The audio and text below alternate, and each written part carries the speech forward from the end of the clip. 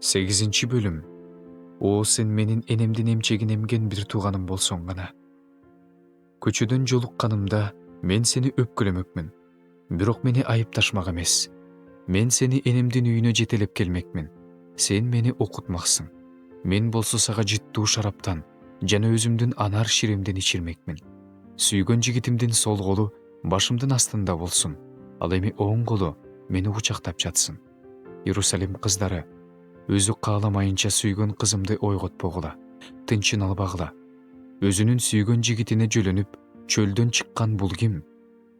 Мен сени алмабактын түбүнөн ойготтум. Ошол жерде сени энең төрөгөн, сени төрөгөн аял ошол жерде төрөгөн. Сен мени жүрөгүңө мөөр баскандай басып ал. Колуңа шакектей кылып салып ал.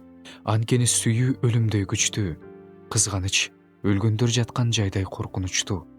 Анын жебеси оттуу жебе. Ал өтө күчтүү жалын. Сүйүүнү чоң суулар да өчүрө албайт. Дарыялар каптай албайт. Адам сүйүү үчүн үйүндөгү бүт байлыгын берсе, ал жек көрүнүү менен четке кагылып калмак. Биздин бир карындашыбыз бар.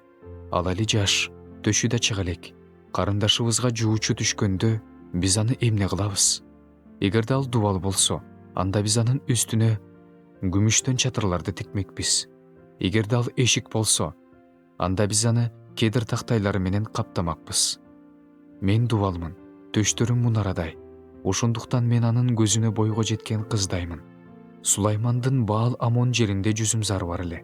Ал бул жүзүм-зарын кайтаруучуларга берген эле. Ар бир кайтаруучу анын жемиши үчүн 1000 күмүш жеткирип турушу керек болчу.